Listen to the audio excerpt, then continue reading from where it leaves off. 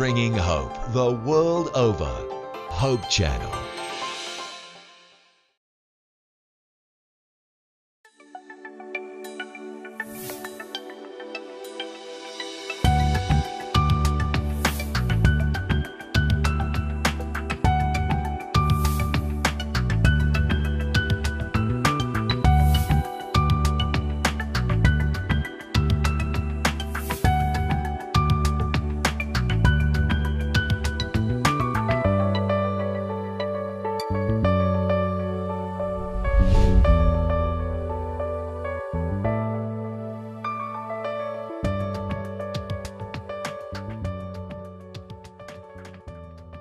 Mapayapa at maligayang mga oras ng ating pag-aaral ng mga katotohanang hahanguin natin sa banal na salita ng Diyos, mga kaibigan, mga magulang at mga tasigbaybay sa oras na ito. Ako po, ang inyong abang lingkod ay si Pastor Guillermo Juliesca Gosilatar. Isa pong ordinaryong manggagawa ng Seventh-day Adventist. At kayo po ay aking malugod na inaanyayahan na inyong subaybayan ang ating patalong serhi sa pag-aaral ng paksang Ang Salita ng Diyos. At bago tayo lubusang magpalaot ngayong oras na ito, tayo po muna ay manalangin at hihilingin natin sa banal na Espiritu na bigyan tayo ng lubos na karunungan. Tayo po'y manalangin. Mahabaging Diyos, kayo na binubukalan ng karunungan at kaunawaan. Kayo rin po na nagbibigay sa amin ng buhay at magandang pagkakataong katulad nito. Kayo po ay aming pinupuri, pinasasalamatan at sinasamba. Opo, kami nagpapasalamat sa magandang panahon ito ng pag-aaral ng inyong banal na salita. At samantalang aming bubuksan ang ginintuang pahina, manyari pong kami ay pagkaluuban ng banal na Espiritu upang aming maunawa ang lalim at luang ng inyong pag-ibig. Ama, sa inyo pong maluwalhating kamay namin ipinagtatagubilin ang aming pag-aaral ngayong oras na ito. Ito po ay aming ipinapakiusap sa matamis na pangalan ni Jesus. Amen. Sa ating pong pasimulang pag-aaral sa patatlong serhi ng mahalagang paksa, ang salita ng Diyos, ang aklat ng Panginoon, o ang Biblia, ay akin pong ipinapakiusap na sana'y kayo rin sa inyong mga tahanan. Sa ating pagtalakay nito, mataman ninyong subaybayan, inyong itala ang mga talatang ating babanggitin. At pagkatapos po ng ating pag-aaral, kung kayo ay mayroong panahon na inyong reviewin, manyari pong inyo itong basahin. At kayo po ay magkakaroon ng bagong pangitain sa inyong buhay. Atin pong pasimulan at ating reviewin ng kaunti ang ating dalawang paksang tinalakay na may kinalaman din sa salita ng Diyos. Yung po bang katanungang, sino nga ba ang sumulat ng Biblia? Atin pong maliwanag na nabasa na ang Biblia ay napapalooban ng diritsuhang pangungusap ng Diyos sa propeta. Atin din pong nabasa na sa pamamagitan ng panaginip, sa pamamagitan ng pangitain, ang ating Diyos ay nakikipag-ugnay. At yun po ay sinasabi niya ang nais niyang ipaabot sa lahat ng mga tao, sa inyo po at sa akin, sa ating lahat. Ngayon, itong mga paraang ito ng pakiki-communicate, pakikiugnay ng Diyos sa atin, ang wikay, ano po ba ang sistemang ginawa? Apokalipsis Kapitulo 1, versikulo 1, 2 at 3 ay inyong pansinin sa huling ating pagtalakay nito ay gusto kong bigyan ng kaunting diin. Ang apokalipsis ni Jesucristo na ibinigay ng Diyos sa Kanya upang ipahayag sa Kanyang mga alipin.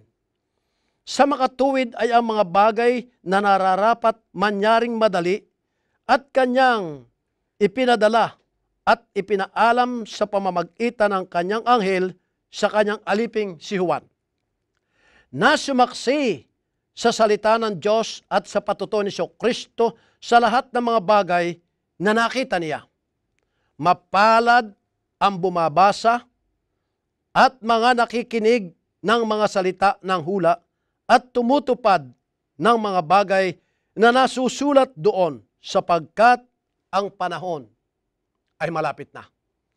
Ano po ang sistema na ginawa ng Diyos? Maliwanag. Ang Ama ay may pabalita. Ibinigay sa Kanyang anak. Bakit sa Kanyang anak? Sapagkat siya ang ating tagapamagitan. Pagkatapos, ibinigay ng Kanyang anak sa mga anghel. At sapagkat ng banal na Espiritu ay ibinigay sa mga propeta. So, nakarating sa mga tao. Ano ang sabi ng susunod na talata?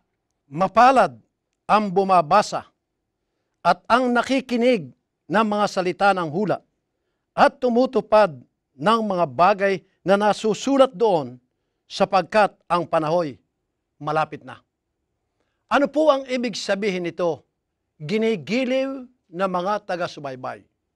Kung tayo po ay mayroong suliranin, kung tayo po ay mayroong problema, maging ito ay sa tahanan, maging ito ay sa ating mga pagtatrabaho, o pakikisama sa kanginuman tao. Ang sabi rito, mapalad ang taong bumabasa. Kung tayo po ay mangangatuwiran, at ang sabi ng iba'y, Pastor, paano ako magiging mapalad? Hindi naman marunong akong bumasa. Ang sabi po ng susunod na mga pangungusap ay, mapalad naman ang nakikinig. Kaya para po tayo'y wala po bang lulusutan? Ang marunong bumasa, kapag bumasa, ay magiging maligaya. Ang hindi marunong bumasa, ay makikinig. Ang sabi ng mga iba'y, Pastor, hindi na ako marunong bumasa, isa pa ay ako'y bingi, ay paano ako magiging maligaya sa aking buhay? Salamat, sapagkat hindi natatapos ang talata doon. Ang sabi sa pangungusap doon sa magkakatapusan ng talatang 3, mapalad ang tumutupad ng mga nasusulat doon sapagkat ang panahon ay malapit na. Nangangahulugan, minamahal kong mga taga-subaybay. Ang tao pala ay magiging maligaya sa pagbabasa. Ang tao pala ay magkakaroon ng kapayapaan sa pamamagitan ng pakikinig. Ang tao pala, sabihin nating meron siyang depekto sa kanyang buhay, hindi marunong bumasa, hindi marunong makinig. Ang sabi nito'y, ikaw naman, kapatid ko, ay tumupad, magiging maligaya ka. Alam po ninyo yung salita ditong mapalad. Sa orihinal na Grigo ay ang ibig sabihin ay maswerte, maligaya, pinagpala.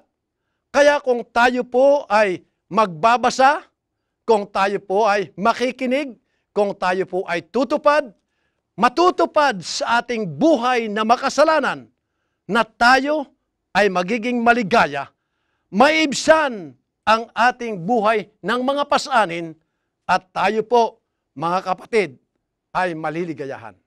Kapag tayo may suliranin, at tayo'y nagbasa ng Biblia, na tayo nakinig, at tayo tumupad, maibsan ang ating buhay ng mga pasaning yon, at tayo magiging maswerte, tayo magiging maligaya, at tayo magiging mapalad.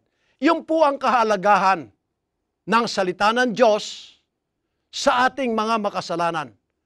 Tayo'y pinapaligaya. Ang mitiin ng ating Diyos, tayo po ay mapabuti. Ang iniisip ng Diyos sa atin ay lahat sa ating ikabubuti. Kaya lang po malayo siya. Hindi natin makausap ng personal. Kaya ang kanyang banal na salita ay sulat ng pagmamahal sa atin. At upang malaman natin ang kalooban niya, babasahin natin ang kanyang sulat at doon masusumpungan natin ang kaluguran ng ating buhay. Ano po ang mga sulat na ito? Kumbaga, ang sabi nga natin doon sa una nating dalawang serhing pinag-aralan, ang wika dito'y, ito yung mga pangitain. Ito yung mga salita ng Diyos na dumating sa mga propeta. Ito yung mga panaginip na may kahulugan. Kaya kapag ating masugid na pinag-aralan ang salita ng Diyos, araw-araw ay binigyan natin at least 15 minutes every day, masusumpungan natin ang pagbabago ng ating buhay. Mga minamahal kong mga kaibigan, gusto kong ating pansining mabuti na tayo nga ngayon ay may Biblia na. Granted na ang bawat isa sa atin ay may Biblia. Granted na ito'y atin ang pinag-aaralan alang-alang sa bukas nating maganda. Ano ang hula din ng Biblia tungkol sa salita ng Diyos? Amos, Kapitulo 8, versikulo 11. Atin pong basahing maliwanag ito sapagkat dito po natin makikita na mayroon palang hula tungkol sa salita ng Diyos na darating. Amos 8:11. Narito, ang mga araw ay dumarating, sabi ng Panginoon Diyos, na ako'y magpapasapit ng kagutom sa lupain.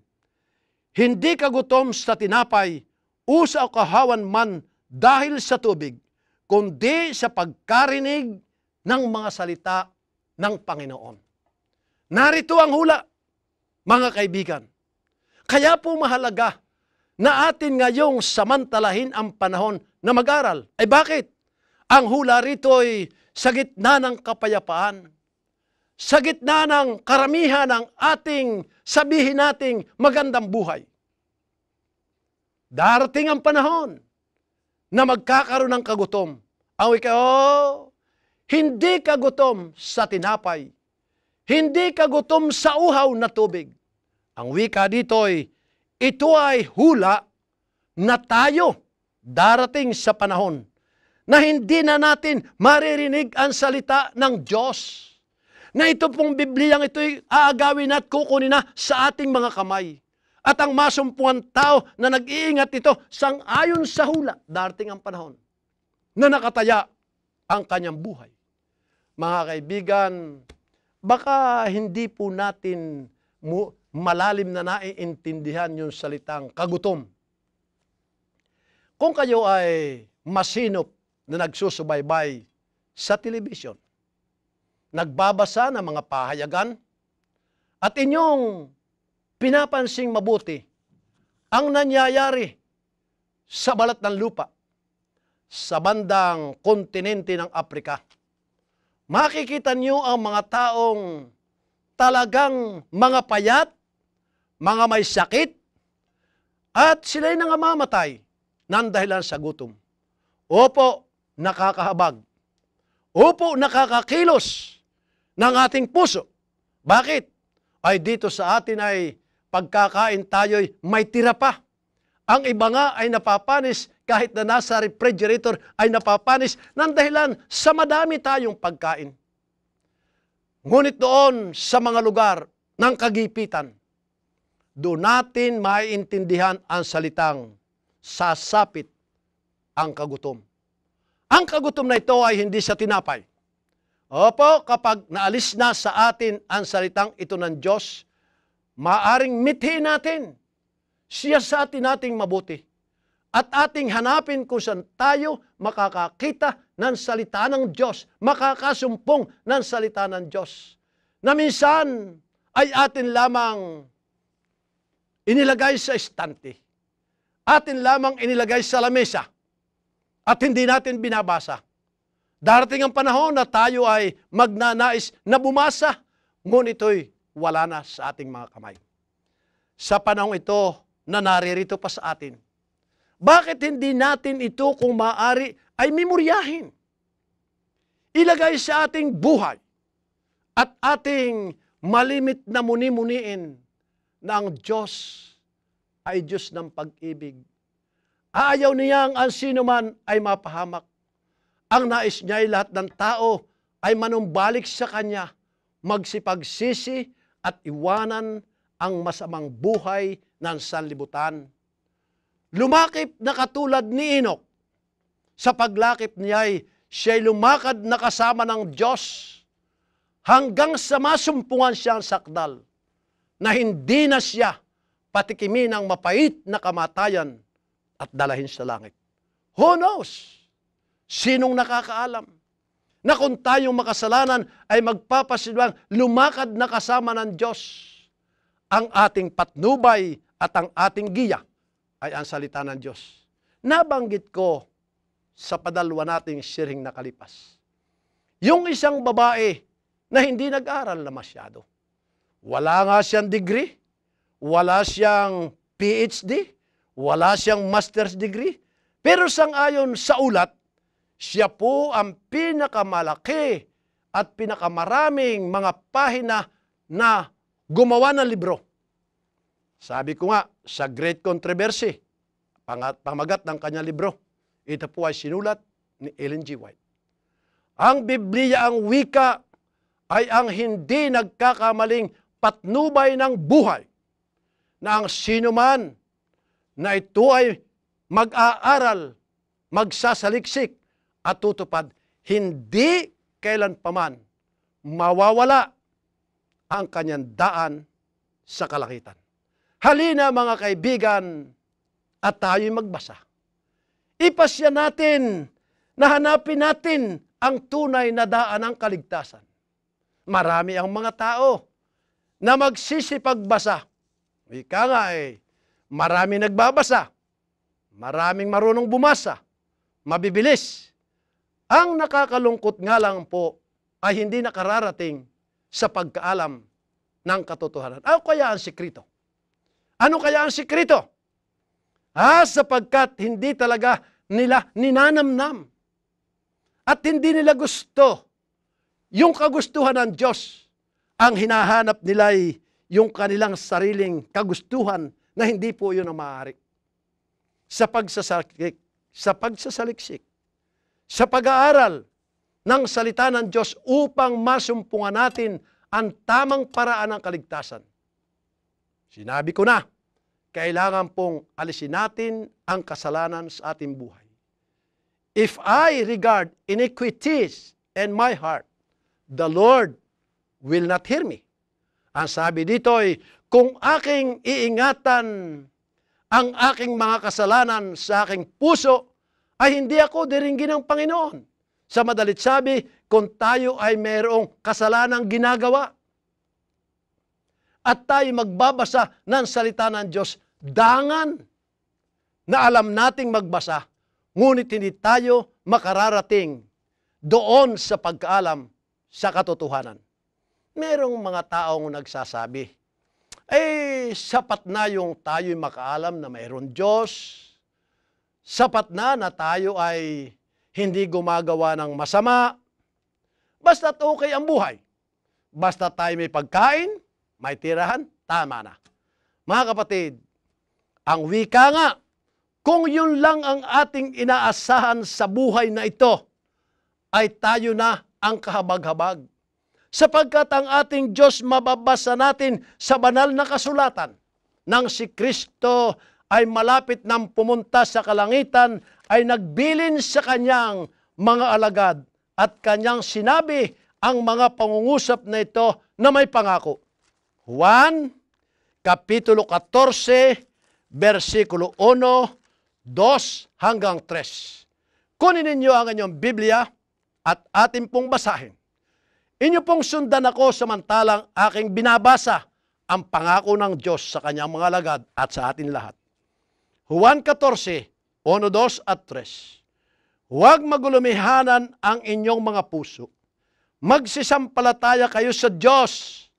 Magsisampalataya naman kayo sa akin. Sa bahay ng aking ama ay maraming tahanan, kung di gayon, ay sinabi ko sana sa inyo, sapagkat ako'y paroron upang ipaghanda ko kayo ng dakong kalalagyan.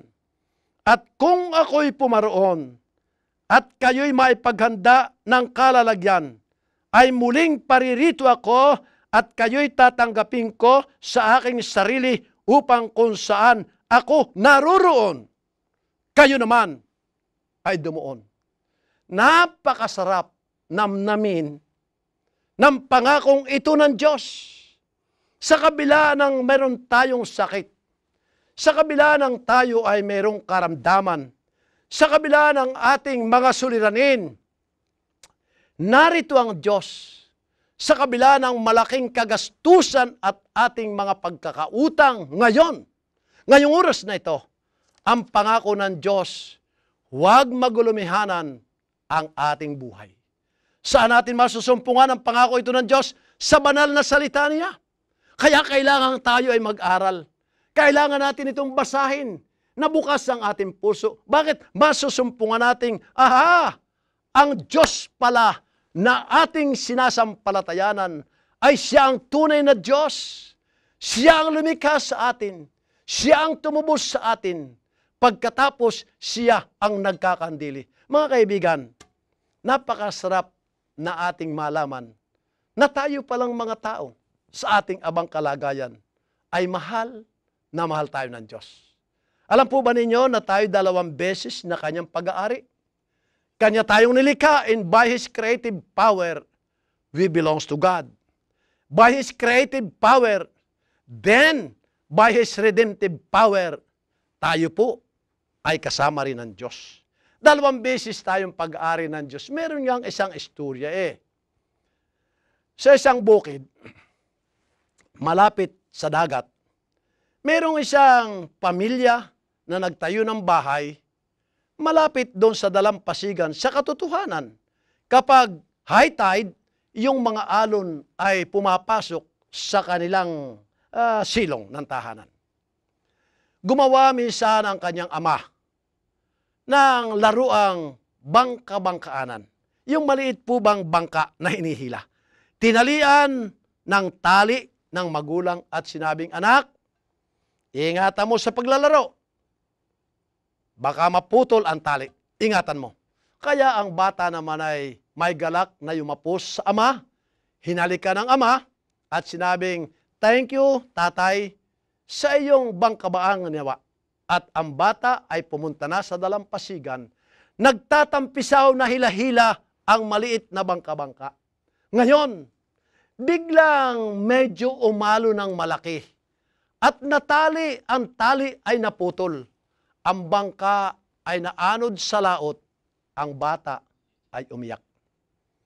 Nakalipas ang maraming araw, naglalaro ang mga bata. Abay, nakita ng batang ito na yung bangka-bangka niya ay hila-hila ng kanyang kalaro. E di nag-agawan sila, sapagkat kanya yon. Ay, dumating ang mga magulang, sapagkat parehong umiiyak at nag-aagawan sa maliit na bangka-bangkanan. Ang sabi, saan mo nakuha ito? Pare, saan mo nakuha ito? Ang sabi niya, doon sa laot, nang ako ang wika ay namimingwit, nakita ko ang bangka-bangkanan, kaya kinuha ko at ibinigay ko sa aking anak. Pare, ang wika, ako ang gumawa na yan para sa aking anak. Maaari bang akin tubusin? Pumayag naman ang kanyang kumpare. Natubusin. Pagkatapos matubos, muling ibinigay sa kanyang anak ang bangka-bangkaanang itong minsan ay nawala, ngayon ay natubos. Ang sabi ng ama, anak, mula ngayon ay iyong tandaan, 2 beses nating naging pag-aari ang bangka-bangkaanang yan. Una ay yan ay aking nilabra at aking ginawa. Nawala sa iyong kamay sapagkat naputol ang tali, nasumpungan niya. Tinubos kong muli yan. At sa pagtubos ko'y muli kong ibinigay sa iyo. Kung maaari, ingatan mo. Ang sabi ng anak, tatay, salamat po. Sa kagandahang inyong loob. Hindi ko na po ito lalaruin. ilalagay ko po sa ating aparador. Napakahalaga sapagkat 2 beses pa lang naging aking pag-aari. Ganon, mga kaibigan, ang ginawa ng ating Diyos. Tayo'y kanyang nilikha ayon sa kanyang wangis. Kamukha natin ang ating Diyos, dangan nga laang tayo ay naging masama, naging mga pangit, ng dahilan sa tayo ay mga nagkasala. Sa kabila ng pagkakasalang ito'y naroon at pinahayag na muli ng Diyos ang kanyang pag-ibig. Ibinigay na muli niya at ipinadama ang kanyang pagmamahal. Siya ay pumunta rito sa balat ng lupa at doon sa bundok ng Kalbaryo'y sinabi niya, ang aking dugo ay supisyente na makalinis ng inyong mga kasalanan. Muling kayo naging akin sapagkat kayo aking tinubos. Saan natin makikita ang istoryang yan, mga kapatid ko? Saan natin masusumpungan ang magandang ginawang ito ng Diyos? Hindi natin makikita yan sa comics. Hindi natin makikita kung saan man dyaryo. Hindi natin makikita kung saan man pahayagan. Dito sa banal na salitang ito ng Diyos, dito natin malilinang, dito natin makukuha, dito natin mamimina na ang Diyos pala ay tunay na nagmamahal, may panukalang maganda sa darating na bukas sa ating buhay. Kaya anong sabi ng Diyos? Huwag magulumihanan ang inyong mga puso. Kayo po na malungkutin. Kayo na palagi ang pakiramdam ay pinagsasakluban ng langit at lupa. Kayo ang aking tinatawagan ngayon. Kayong mayroong financial problems sa inyong buhay, nariyan ang maniningil. Nariyan ang porsyento, mga kapatid. Malungkot ang senaryo. Pero narito ang salita ng Diyos. Kapag kayo lalapit sa akin, aalsing ko ang inyong problema, ituturo ko ang paraan ng kayo ay makapagbayad sa utang. Ituturo ko ang paraan kung paano maariglo ang inyong buhay. Na dati kayo'y kasira ng inyong kaibigan, ngayon kayo ay minamahal. Mahal tayo ng Diyos. Nais niyang mapabuti at mapatama ang ating buhay sa Kanya. Yung po ay maaari lang manyari sa ating buhay sa pag-aaral po lamang, pagsasaliksik at pagtalima sa sinasabi ng banal na salita ng Diyos. Ano pa po ang maaari nating makuhang garantiya sa salita ng Diyos? Atin ang pinag-aralan ng mga nakalipas na sabi rito sa 2 Timoteo. Aking muling babasahin for the sake of emphasis. Ididiin natin ng malalim-lalim para hindi natin makalimutan. Kasi ito po ang katapusan sirhi ng 3 pag-aaral natin ng salita ng Diyos. Ano ang sabi? 2 Timoteo, Kapitulo 3, versikulo 15 at 16. At mula sa pagkasanggol ay inyong nalalaman ang mga banal na kasulatan na makapagpapadunong sa inyo sa ikaliligtas sa pamamagitan ng pananampalataya kay Kristo Jesus. Ang lahat ng mga banal na kasulatan na kinasihan ng Diyos ay mapapakinabangan din naman sa pagtuturo, sa pagsansala, sa pagsaway, sa ikatututo ng mga nasa katuwiran. Gili kong taga-subaybay sa palatuntunang ito ng Everlasting Gospel Television Program. At ito ang aking pong pinangungunahan ngayon sa ating pag-aaral. Narito ang magandang panukala ng Diyos. Wala ni isa man na exempted.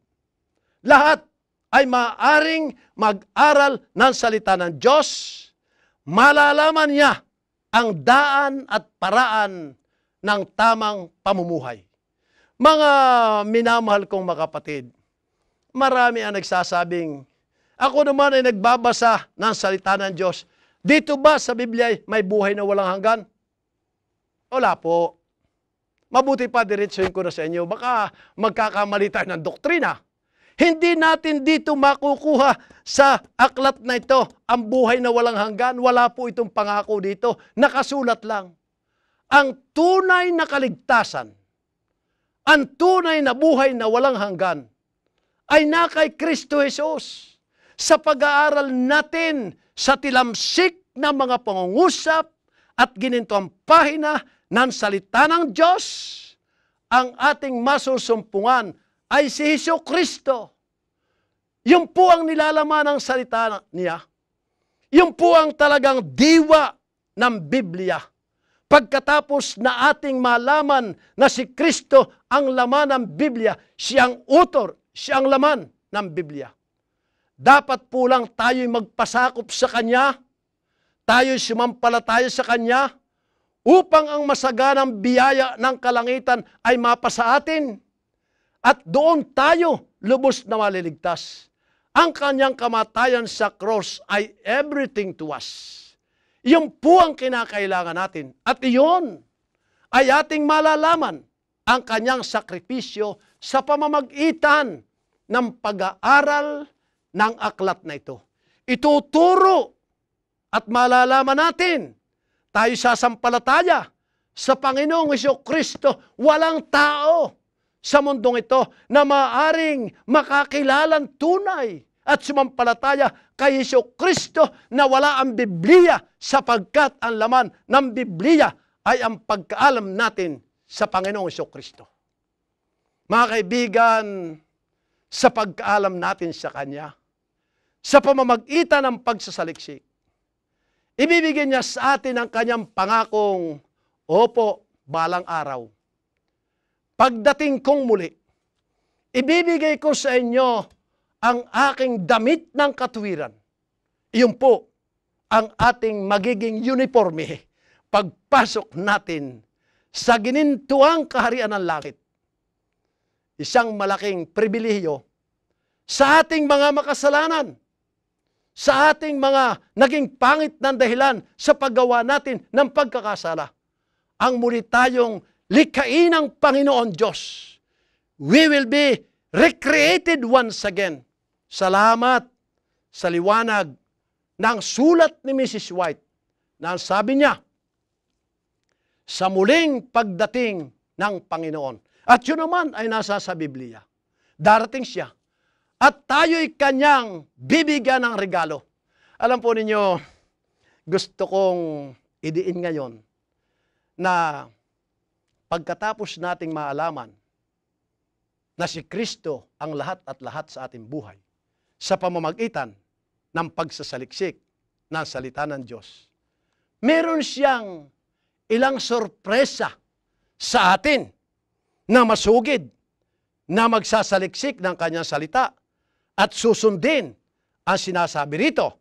Ngayon, ang unang pangako niya ay, siyempre, 1 Corinto, Kapitulo 15, versikulo 51 at patuloy. Basahin po nyo sa inyong mga tahanan.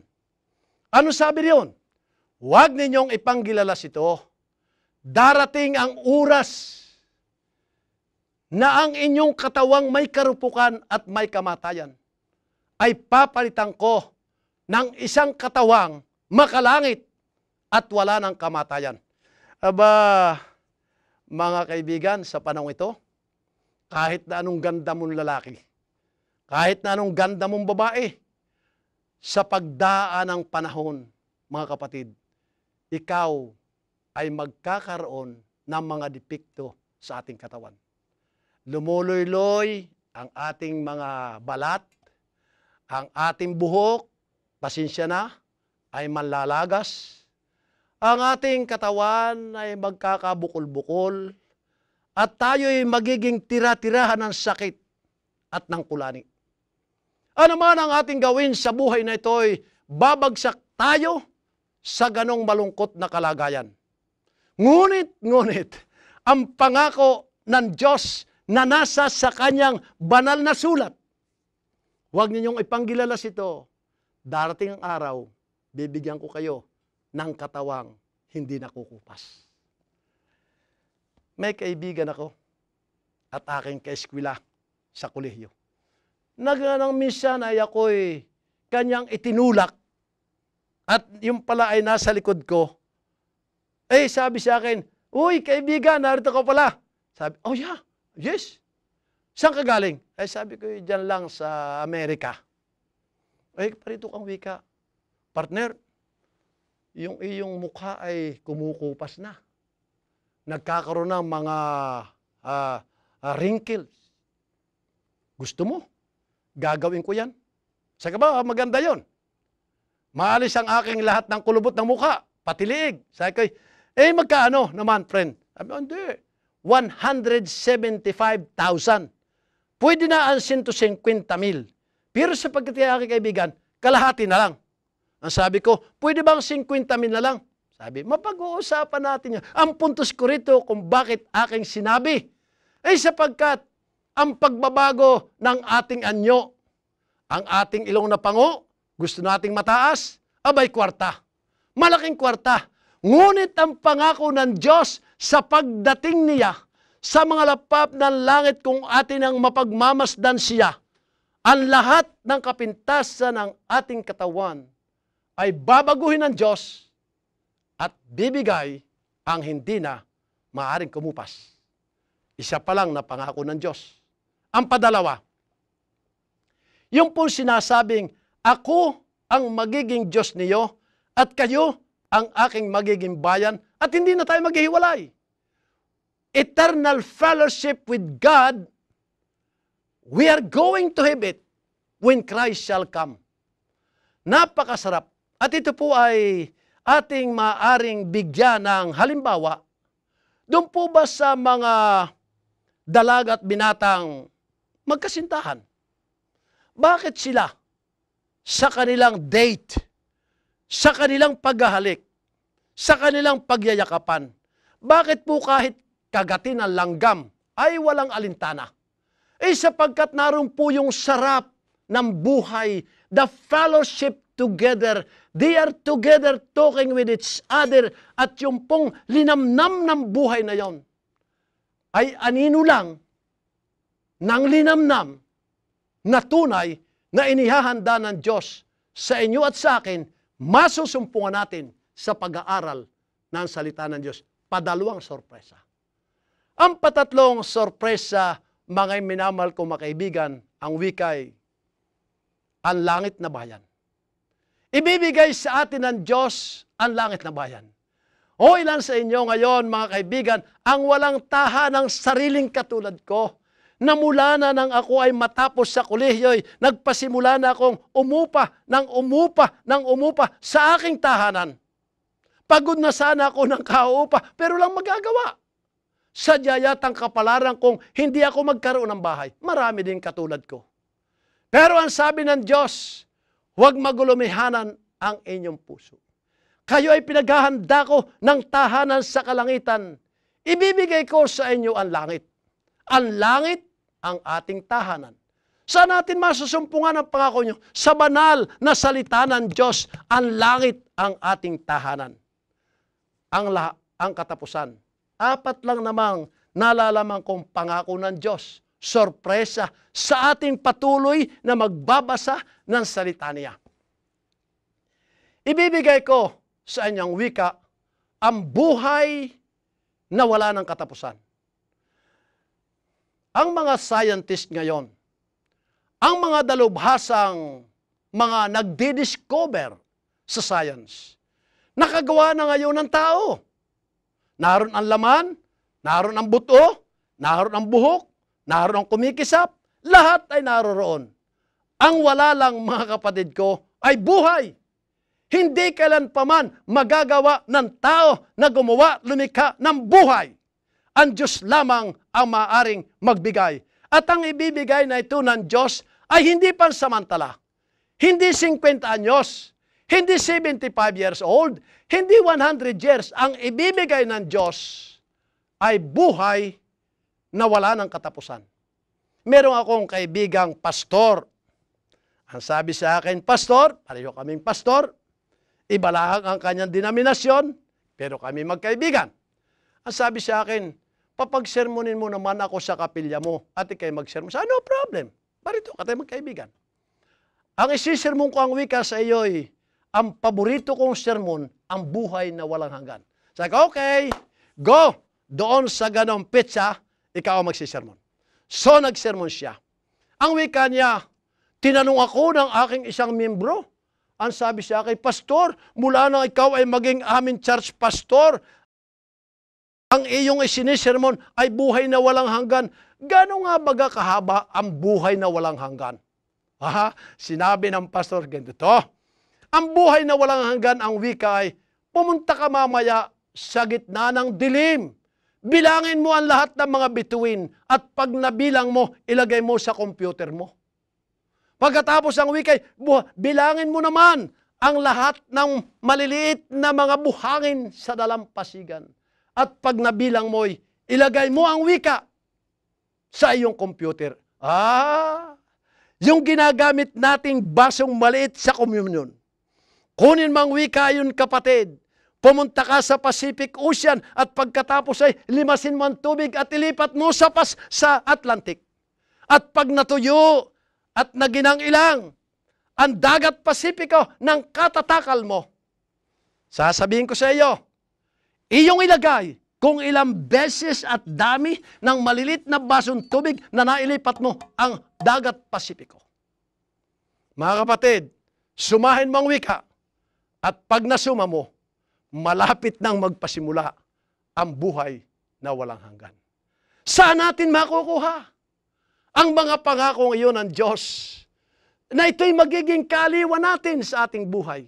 Walang iba, mga kaibigan, walang ibang libro na magtuturo sa atin.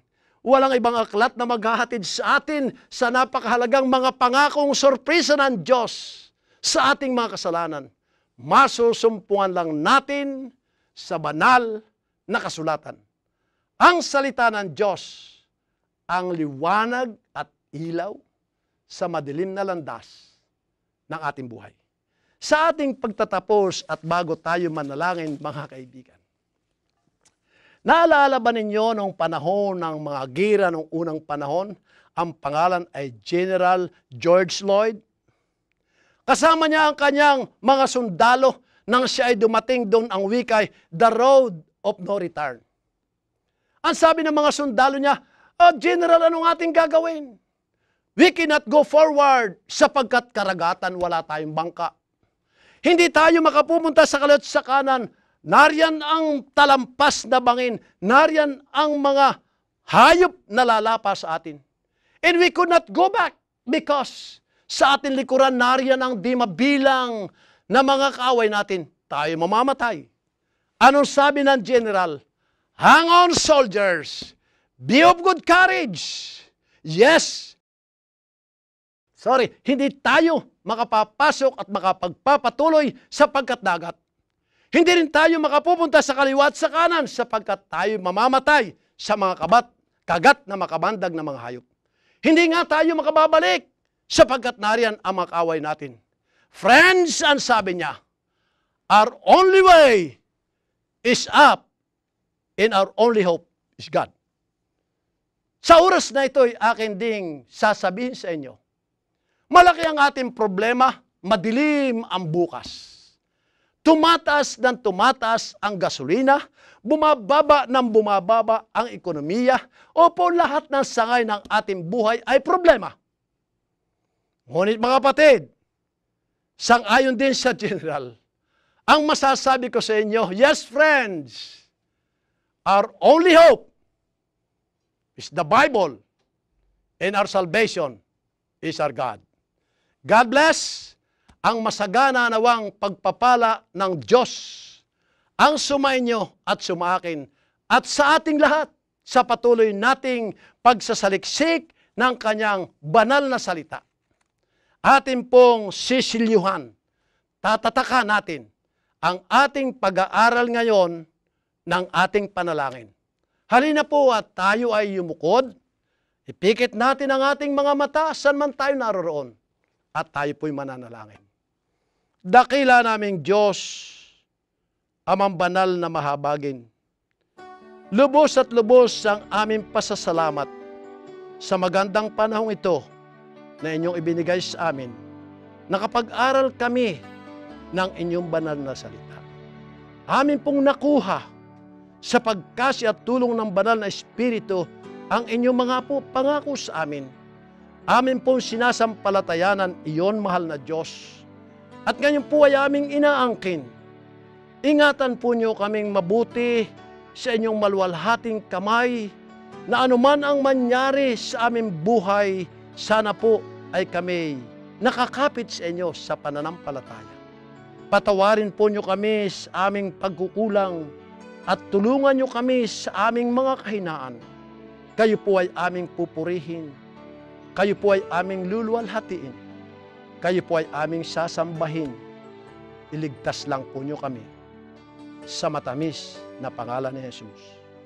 Amen. Maraming salamat po mga kaibigan sa inyong matamang pagsubaybay, sa inyo pong patuloy na pagtangkilik dito sa Everlasting Gospel Television Program. Sa isang araw po ay muli tayong magtatagpo. Inaanyayahan ko kayong nakinig ngayon. Halina po at inyong buksan ang inyong television sa ganito ring istasyon at ganitong oras. Patuloy po ang ating pag-aaral. Thank you po sa inyong pakikinig. Thank you sa inyong pagsubaybay. Pagpalain kayo ng mahal na Diyos.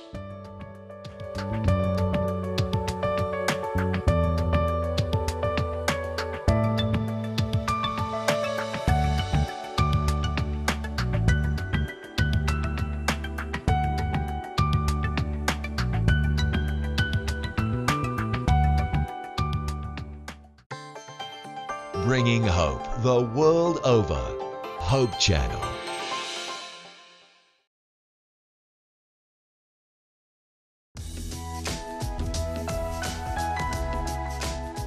Before marriage, men seem to be intentional about spending quantity and quality time with their girlfriends. They go out, they do all kinds of things, but once they get married, things seem to change. What do you think needs to happen, Elaine? How do we negotiate time together? I think it's very important for men to understand that after they're married, it's still important for them to spend quality and quantity time with their wives. Wives are concerned that once married, men spend a lot more time with the TV and a lot less time with them. So it's important for men to remember that now that they have wives, they need to spend more time with them. Well, couples need to engage in conversation. Be honest and kind and work it out. Realize that your husband needs to find out how his team is doing, but be kind and nice to each other.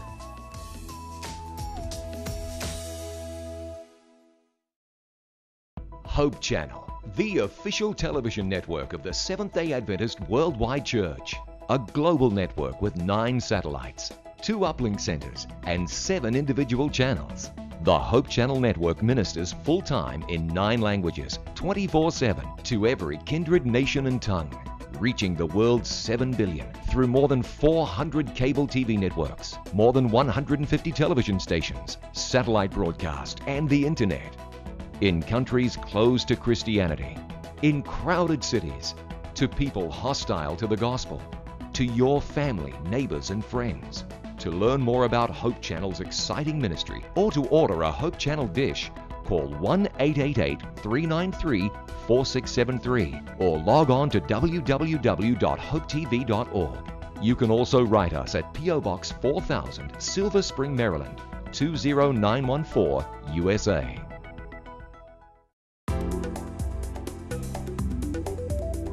It is sobering to realize that not everyone who suffers the effects of alcohol actually chooses to do so. I call them those with no voice and also no choice, the unborn babies. Alcohol readily crosses the placenta and damages the unborn baby. The higher the dose of alcohol consumed during pregnancy, the greater the chance of fetal alcohol syndrome occurring. The central nervous system features of this condition include mental retardation, low intelligence, smaller head size, and hyperactivity. The physical features include retarded body growth rate, short nose, wide-set eyes, small cheekbones. Eye squint and damage to the optic nerves occur commonly. Sadly, fetal alcohol syndrome is the leading cause of mental retardation in many countries. There is no safe dosage of alcohol during pregnancy. Avoid problems and break the habit. Bringing hope the world over. Hope Channel.